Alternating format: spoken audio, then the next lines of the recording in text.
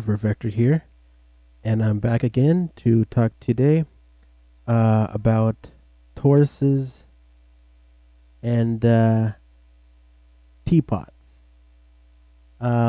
These are two objects that I've really never used, but I'll go over them briefly. I don't know a whole lot about them myself. I mean, I've learned about them, but I'm by no means an expert in them. Uh, so if you've seen some of my previous videos with boxes, cones, spheres, um, cylinder, and tubes, um, you know what the edge and center um, options are. I hope you will watch those videos because I'm not going to explain that this time because I'm mean that way. So you have, well, here you have major and minor radiuses. And, well, for a start, let's just play with these a little bit and see what shapes we get. So 10 for the minor and 20 for the, no, sorry.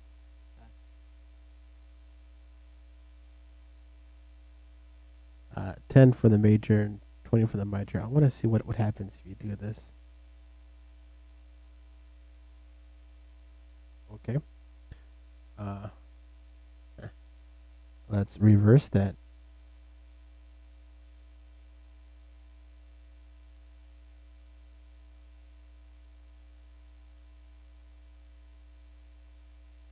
And yes, this is what it is. It's basically um, like a life preserver sort of a thing, or like a donut kind of a shape.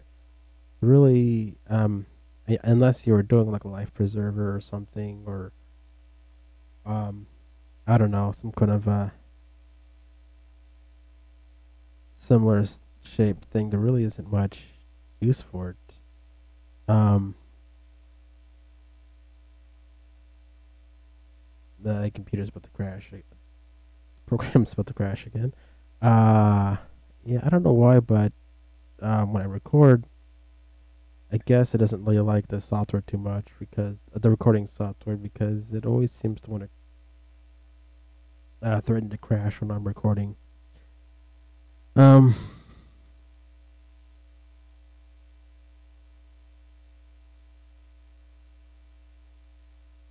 yeah, well, you can rotate it and you can twist it. So let's twist it.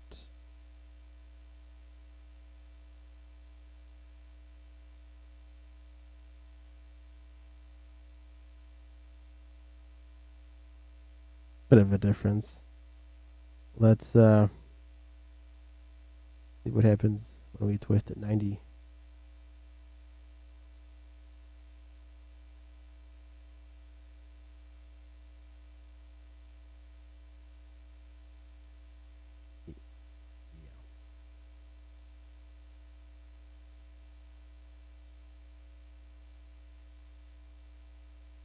Uh, I'm sure this has its uses, but I haven't really played with it a lot enough to know the advantages of doing this.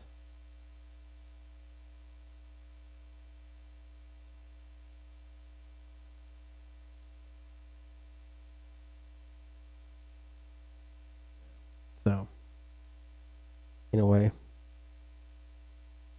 uh, and then we have smooth.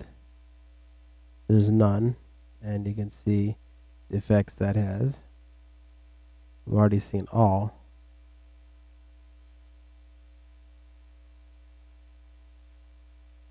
Sides and segments.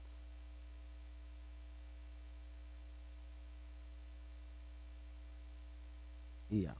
Okay, so anyway, that's Torus. So and perhaps I'm really not being fair. As I said, I really don't use um Torus, that all that often. And I really can't remember the last time I even used that. And Teapot, um, yeah, no. Uh, let's just make a Teapot real quick. And the only thing about this is you can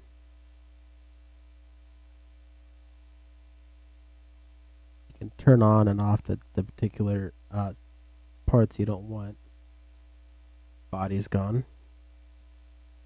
Body's back. Handle.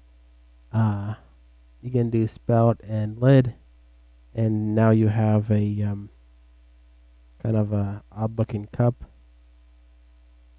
or you can have, I don't know. Now you have like a cookie jar, or maybe like a jar of where you keep your sugar or something. Uh, I mean, I suppose that if you wanted to make an object really quick and easy, and then later on you can warp it a bit to give it a particular shape, you can do that real easy, but uh, it's not. I mean, the more specific an object is like this, the less I think you can customize it, at least without putting in a lot of time into it. But yeah, if you want to do something really quick, or I mean, the only advantage to this is if you wanted to do a render test really quick, and to get it to to try and figure out what a render looks like, you can do that. Oops, wrong button. Wrong button again. Been a while. I'm terrible with the hotkeys.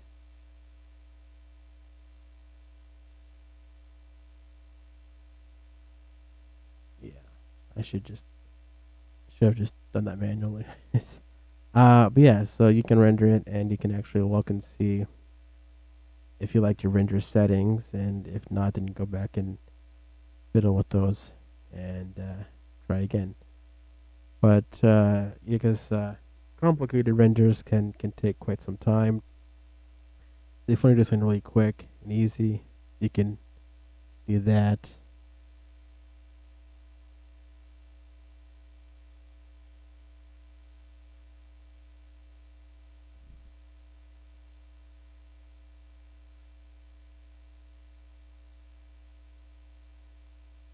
But in any case, um, I hope this helps.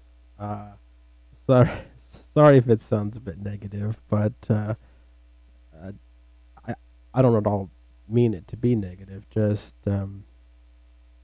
being brutally honest. In any case, I am Perfector, and I hope you enjoyed this video, and I'll see you next time.